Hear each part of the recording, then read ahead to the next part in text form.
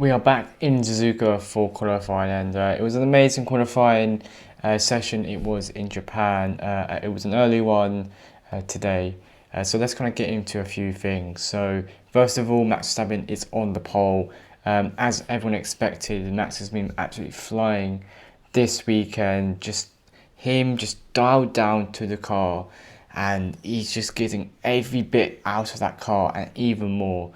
Of course, his teammate Sergio Perez is about 7 tenths off, that is a lot of difference between the two Red Bull drivers. And yes, of course, Max is in a world of his own at the moment, but there has to come to a point where Perez is 7 tenths off.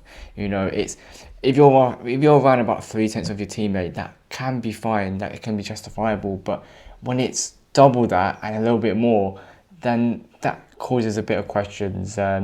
But of course, congratulations to Max Verstappen on his ninth pole position of the season, of course. And I expect him to run away in the distance when it comes race day tomorrow, because he's absolutely in form. Just those laps, it just looked so easy, looked so calm. And it was never in doubt, he never slipped up at any point, and just absolutely on fire, Max Verstappen, and on his way to become a three-time world champion. And he totally deserves to be a three-time world champion. And with qualifying sessions like that and his lap times, his consistency week in, week out, it's just amazing to see, because this is a weekend where he's hungry. He wants to come back and just prove that he can, put the doubters wrong of will Max Verstappen drop off towards the end of the season. And it's a race, it's a weekend where Max Verstappen wants to right those wrongs. And really, Singapore was just a little bit of a blip for Red Bull, especially in the case of Max Verstappen. And again, absolutely flying.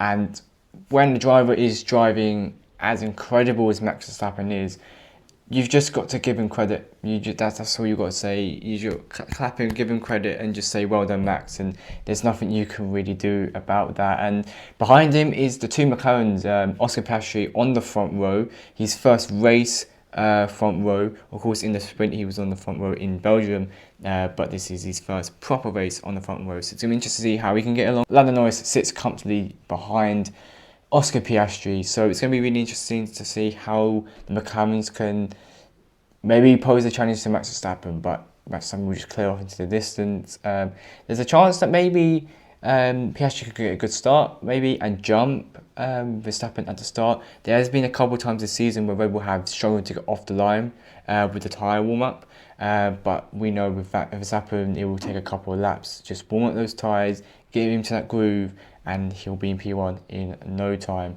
And the only one really stopping Max Verstappen is the engine, is the reliability, or if he has some sort of mistake, which is never going to happen because it's Max Verstappen and he never makes mistakes. Just so consistent. But back to the McLaren drivers, looking fast, looking really good, looking really quick. Their car, the upgrades that they've brought from Singapore, especially also having the full updates here in Japan, and it's proving to be a really good package they've got. And they're looking, and probably since Silverstone they have been the second quickest car. They've always been there or thereabouts on the podiums and things like that, and it's really nice to see McLaren there. Of course, no one's there to compete with Red Bull, but I think next year we'll have a better year and a closer fight for the race wins. But that is another conversation for another day. But overall, McLaren, really impressed with them. Ferrari coming in behind them in P4 and P6. Looking stronger, especially in the hands of Charles Leclerc. He looks really hungry this weekend. Obviously, the past few weekends hasn't gone his way, with Carlos Sainz having a slight edge over Charles Leclerc. And just like Max Verstappen, who wants to come in this weekend and prove himself and prove that he is back, it's the same case for Charles Leclerc, and there's a lot of pressure around him at the moment, a lot of speculation about how good he actually is, and there's no doubting his raw ability and his raw talent. I've criticised him as well, which I think is kind of fair to see over the last few weeks, but there's no doubt of Charles Leclerc's ability, and he's really kind of nailed it this weekend. He's been on top of science pretty much the whole weekend, and that will probably continue tomorrow. Japan is very much a Charles Leclerc type circuit anyway. So yeah, it's amazing to see the Ferraris up there. 3/10 off, Sainz off Leclerc, which is maybe a bit disappointing considering how close and how good Sainz has been in the last couple of races, and just wasn't able to just nail that final lap to get close to Charles Leclerc and get into that P5. So Sainz is going to be having to hope for a really good start tomorrow, so he can jump Sergio Perez, who's sitting in 5th place. I've spoken about Perez, a bit disappointed in Perez's, and this is the thing with Perez, is that he's never been good at qualifying. That's never been his forte. It's just the race that he does really well, because his time management is probably one of the best in the sport. And it's just showing here, and it's kind of concerning when the Ferraris, the McLarens, the Mercedes, they're all getting quicker, and he's slowly starting to slip off. It's just his confidence is gone. His confidence, and I think he knows that he's not going to win the championship, so he's probably relaxed a bit more, and he probably feels that he can secure P2. But he's just making harder work for himself, and I'm really disappointed by Perez. I really am in P6, and what was it? It was roughly 8/10 off, which is, at the end of the day, it's not good enough. It's yes, we can say Max Verstappen is this amazing driver, but if it was another driver of another team, because we talk about the same with Alonso and Stroll, their gap as well, it's not acceptable. It's not acceptable to be that far off your teammate. And I don't know, Perez, I think a race victory or something will boost the confidence of Perez, but he's not going to do that with Verstappen being so on fire. And yeah, I'm really concerned with Perez's performances, and let's go to Mercedes, P7 and P8. George looked to be on top of Lewis for quite a lot of the weekend, especially in the qualifying, but it was just that last lap where Lewis was able to just pull ahead of Russell and claim P7 in qualifying. The Mercedes still struggling, I think. They look a lot better than yesterday in the practice sessions, and today they look a little bit stronger, a little bit more comfortable.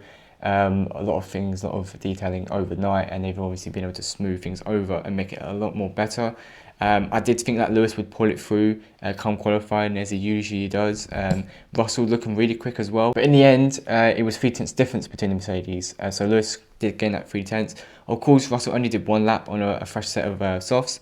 He didn't have another set of softs, so he couldn't do another lap. So maybe if he did do like another lap, he could have gained like a couple of tenths maybe, because obviously you've got a fresh set of softs right at the start. You kind of know where you need to place the car next time to gain that improvements. And we saw that with Verstappen, where he only gained by about a tenth, but he kind of knew where he needed to place the car just to have that little edge.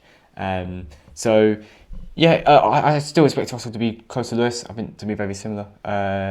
Come race day, they do have another set of hard tyres, and the degradation does look to be a little bit tough around here.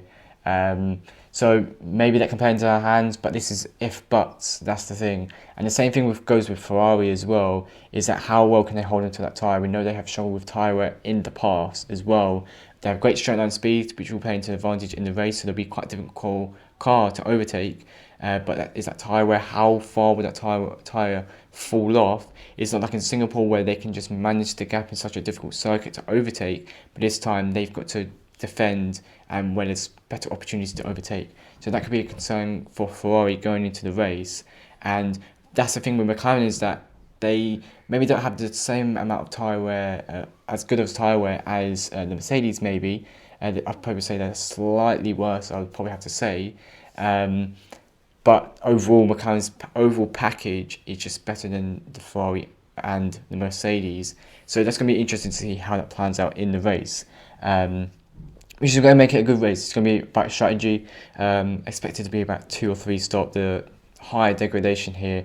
Of course, the high speed corners is just really wearing down the tyres. So we will not be seeing the soft tyres tomorrow at all.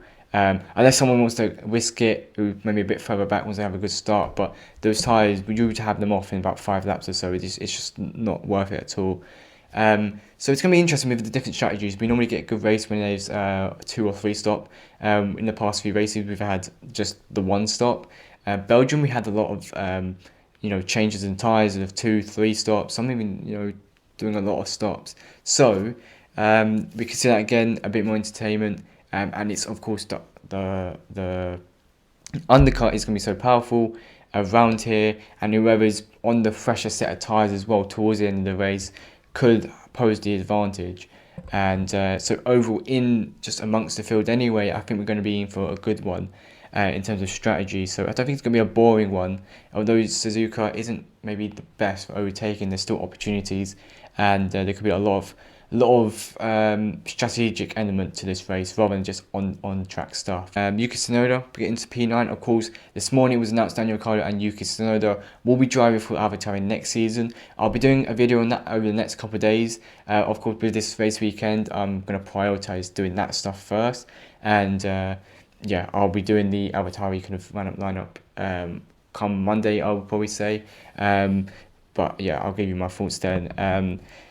Fernando Alonso, P10, the Aston Martin is starting to struggle towards the end of the season. I think they've kind of gone into the wrong way. I think other teams have outdeveloped them this season. But P10 nonetheless. Fernando's still just maximising the performances out of the car and just giving his best efforts possible. And obviously with Lance Stroll getting knocked out of Q1, it's just not a good thing for him. Of course, he had the accident in Singapore. He's had time to recover, and it's seriously not looking good for Lance Stroll. And again, more concerns. And yes, Fernando Alonso is a world-class driver, like I've said with Max Verstappen. But to be that far off your teammate and to not even to make it into Q2, that is a real concern.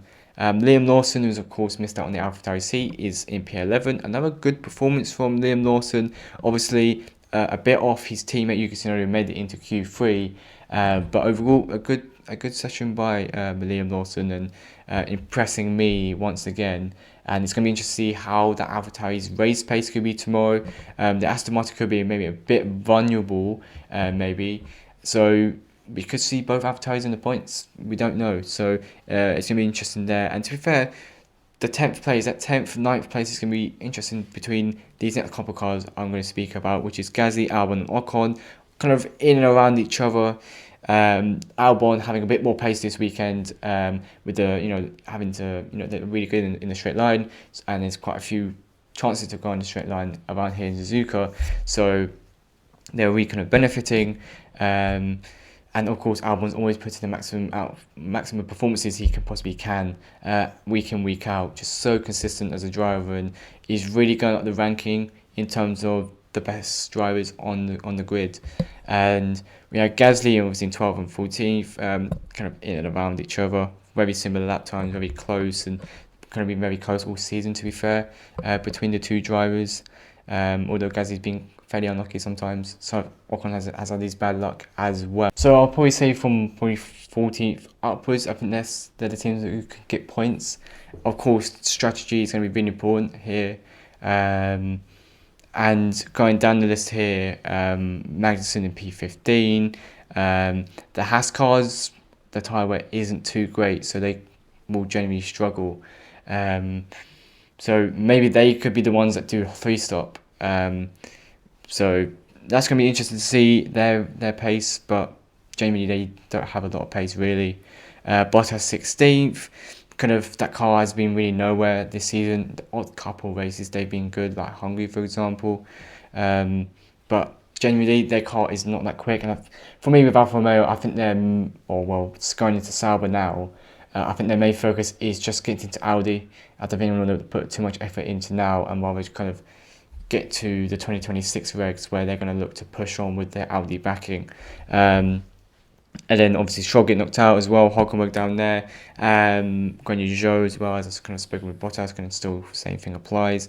And Logan Sargent crashes out, doesn't even make a lap, doesn't even do a lap. Just about to start his flying lap, and bins it once again, and it's another incident by Logan Sargent as well. I think that crash in Singapore kind of, for me, just sums up his season, and he does so well, and there is pace in him, but then crashes, and then just can't seem to handle the pressure, it seems, Logan Sargent. And he's had a couple of crashes this season, and when you're driving for Williams and in a cost cap era and you're crashing, and it's not acceptable. Yes, he's a rookie. For me, he was promoted a year early, but it comes to a point where there's one crash too many. He's had quite a few crashes in qualifying. That's the thing as well. There was that crash in Azerbaijan, wasn't there? Was that in the sprint shootout, or was I can't? I think it was a sprint shootout. He had that crash in. I'm not too sure. I think it was a sprint shootout. And he had that crash in the Dutch Grand Prix as well. In qualifying, he had a crash here now. Spain as well. He had that incident where into the last corner went into the barrier as well. It's another race where we're seeing Logan Sargent crashing. But yes, overall, Verstappen on the pole. The McLaren's looking really strong.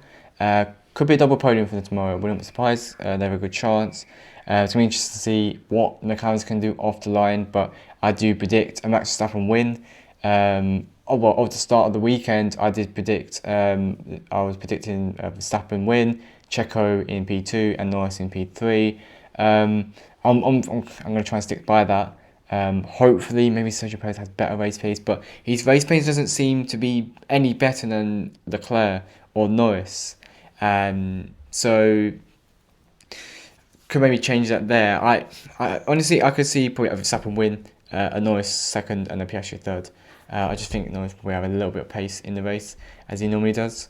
I think there will be a bit more of a fight from Mercedes. I think they'll come forward a bit more, as obviously they have that extra hard tyre, and I think they just generally come alive in the race more as well. And Ferraris will still be in and around the points positions as well. It just depends on how well they can do with tyre wear, but overall their race pace does seem fairly decent as well, and on the straights are going to be quite difficult to overtake. So there's going to be a battle kind of for that third place. I would probably say Sergio Perez is going to have to make his way up.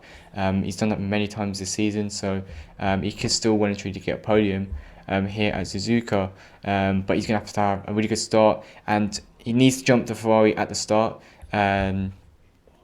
which is going to be really important for his race because he doesn't want to get stuck between the two Ferraris, and of course he doesn't want to get jumped by Sainz, who's literally right behind him, starting alongside him. So we're in for a good one tomorrow, early morning, 6 a.m. if you're in the UK. If you're over in Asia, Australia, then it's get up as normal, which is I'm not going to complain because you've had that all season, so I'm not gonna moan.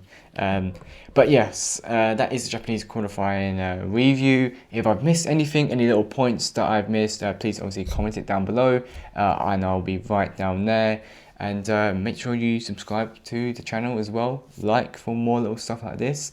And yeah, fingers crossed for a great race tomorrow. And there's no doubt that it will be a good race tomorrow. So thank you very much.